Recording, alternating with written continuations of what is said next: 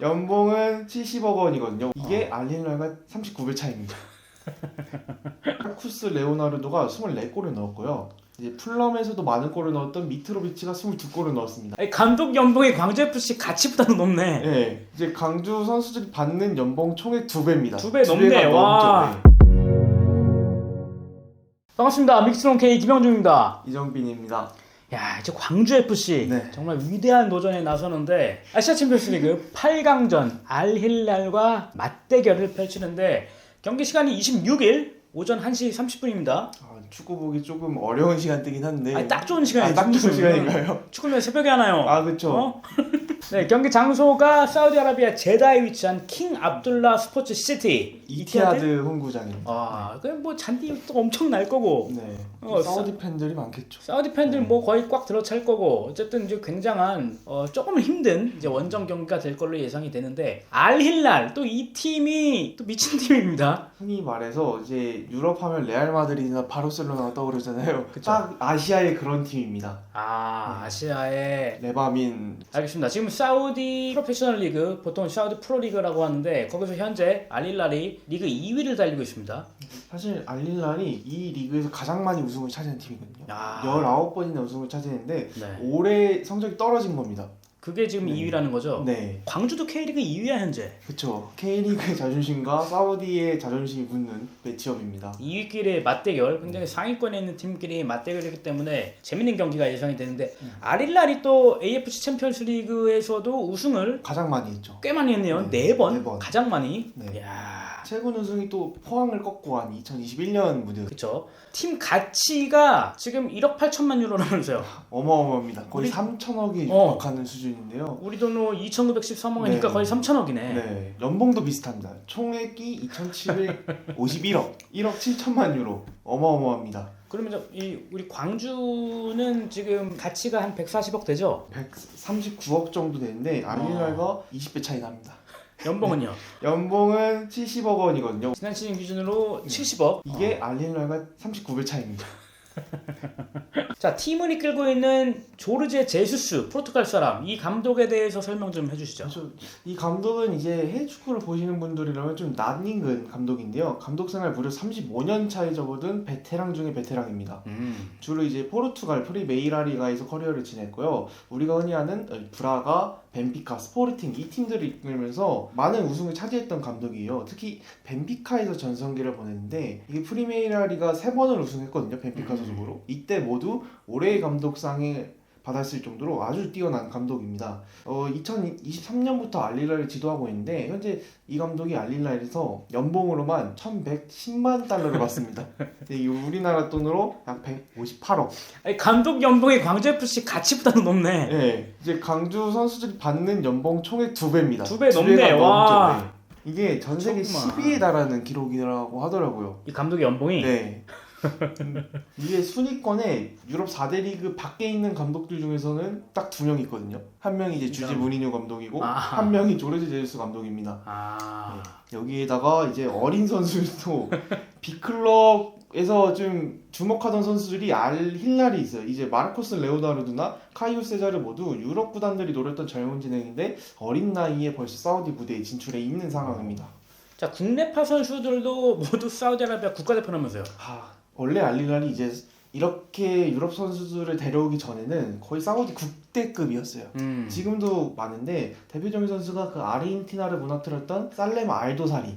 월드컵에서. 네, 아주 환상적인 가마차기를 보였던 그 선수가 있고 이 밖에 모하메드 칸노, 알리 알 블라니, 하산 알 팀 바크티 등 이제 그 아시아 레벨에서 검증을 마친 선수들이 대거 포함되어 있고요. 여기에 언급되지 않은 선수들도 사우디 대표팀 경력들이 있어요. 네, 그 정도로 공수 밸런스가 아주 탄탄한 팀이라고 볼 수 있습니다. 뭐 이 정도면 뭐 올 시즌 ACL 엘리트 뭐 우승 후보네. 그렇죠. 이게 알리는 매년 우승 후보였는데 또 역대급 스쿼드를 갖췄죠.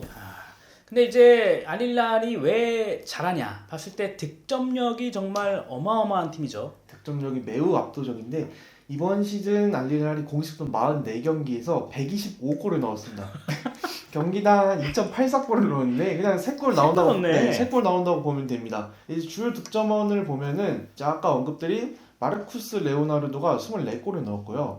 이제 풀럼에서도 많은 골을 넣었던 미트로비치가 22골을 넣었습니다. 근데 여기 이 두 선수만 있는 게 아니라 알도사리가 19골을 넣었고요. 윌링코비치 사비치 14골, 마오콩 옛날에 바르셀로나에서 뛰었던 그 마오콩이 11골을 넣었고요.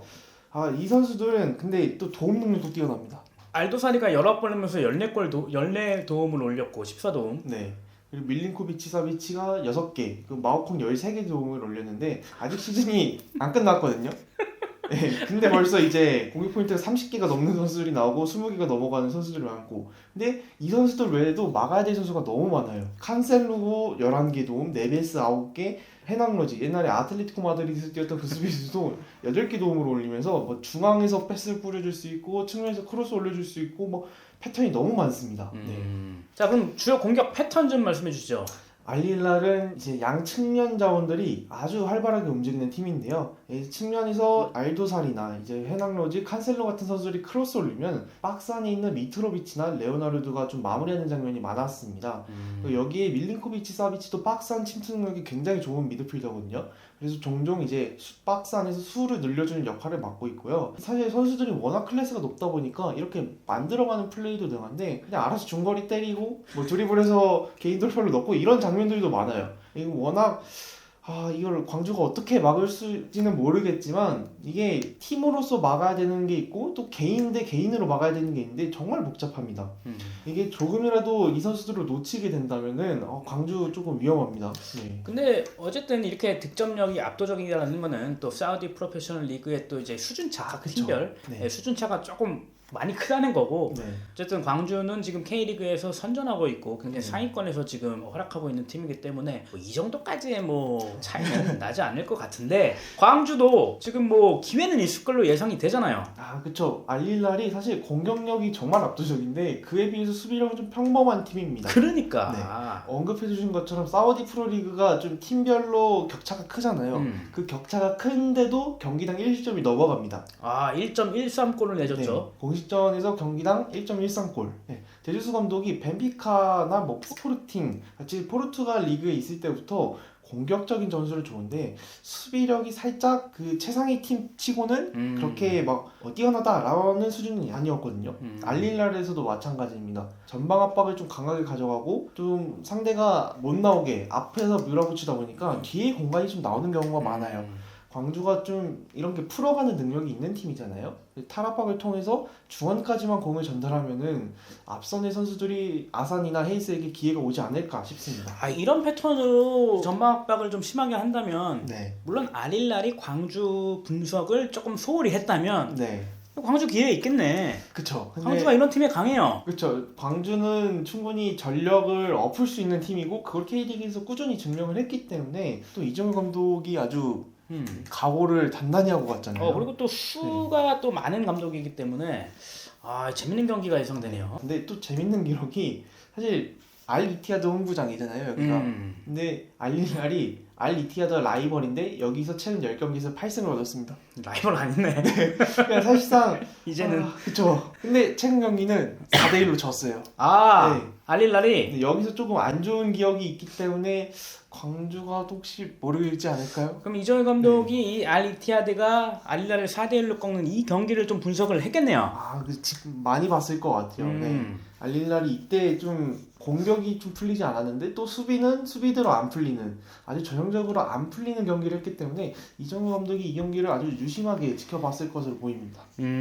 광주 FC에 대해서는 아까 간단하게 설명을 드렸죠. 이 알릴랄과의 그 팀 가치나 이런 것들, 팀 연봉, 총 연봉을 좀 비교하면서 드렸는데 어쨌든 굉장히 이제 차이가 많이 나는 거는 이제 팩트인 거고. 자, 그래도 또 우리는 광주 FC에는 또 선수들도 선수들이지만 또 이정희 감독이 있습니다. 광주의 알파이자 오메가인 이정우 감독이 있는데 K리그 역사상 이런 감독이 좀 있었나 싶을 정도로 정말 지략이 뛰어납니다. 이정우 감독이 전술적인 능력도 뛰어난데 이 선수를 다루는 능력도 너무 정말 인상적이더라고요. 사실 이정우 감독이 광주를 맡을 당시 광주가 그렇게 재정이 좋은 팀은 아니잖아요. 그쵸. 그래서 우려가 있었는데 그 팀을 바로 챔피언스 리그로 보냈고 그 첫 출전한 챔피언스 리그에서 8강까지 올려 보냈습니다. 정말 만화도 이렇게 짜면은 예, 영화도 이렇게 짜면 좀 욕먹습니다. 네. 너무하다고. 네. 그렇지만 이게 사실이죠. 네, 그렇죠. 아. 만화를 현실로 만든 감독인데 네. 이정현 감독이 경기장 안에서도 화제를 모았지만 앞서 말씀드린 것처럼 경기장 밖에서 그 한마디 한마디가 큰 화제를 불러일으키지 않습니까? 이 한마디 한마디 하는 것도 연구하는 것 같아요.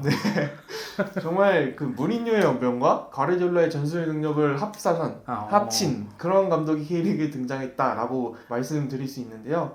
저는 개인적으로 이 경기가 굉장히 기대되는 게 사실 이정현 감독이 유럽에서도 검증을 마친 제주스 감독과 맞붙는 거잖아요.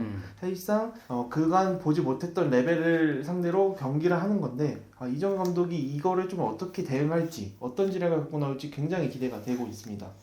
그러면 선수 광주 FC의 선수 중에 어떤 선수가 좀 아리라를 상대로 활약할 것인지 좀 예측을 한번 해보시죠.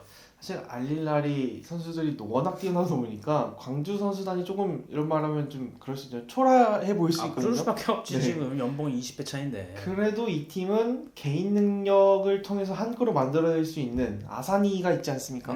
크랙이죠. 네. 왼발. 아시아 챔피언스리그 현재 득점 1위 호날두와 마레즈를 제친 남자.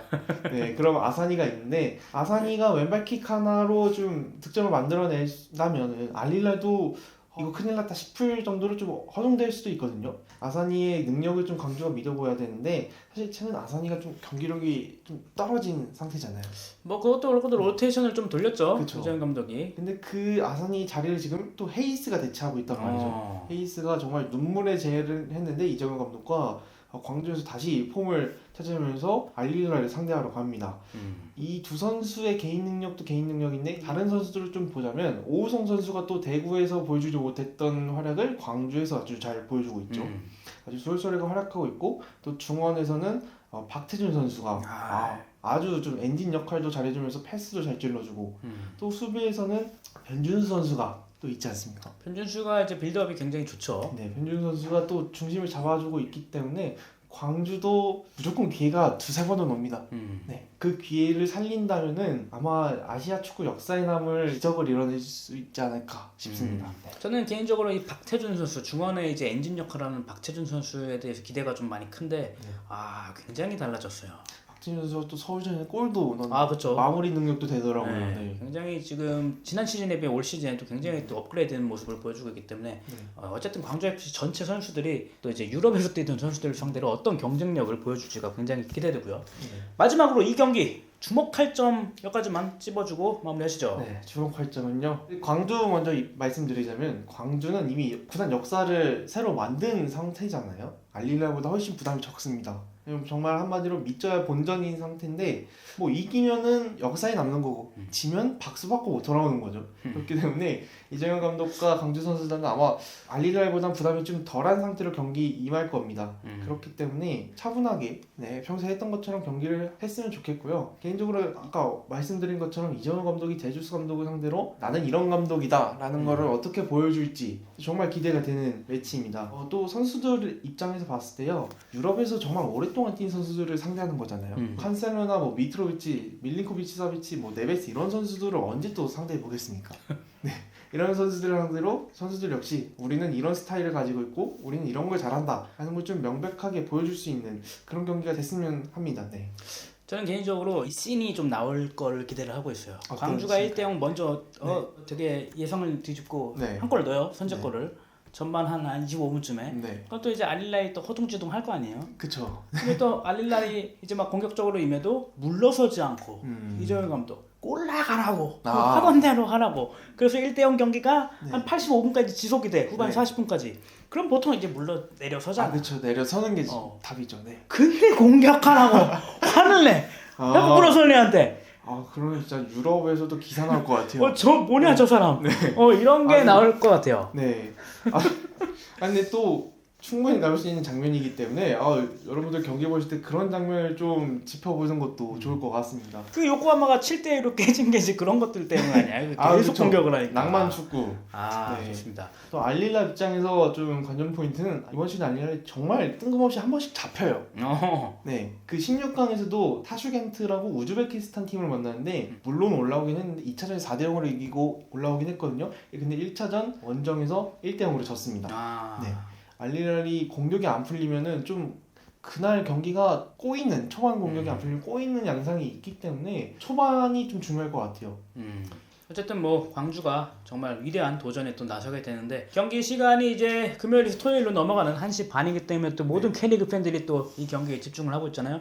우리도 다 같이 경기를 지켜보면서 광주 FC가 또 K리그의 자존심을 또 세워줄 수 있도록 기대해 보겠습니다.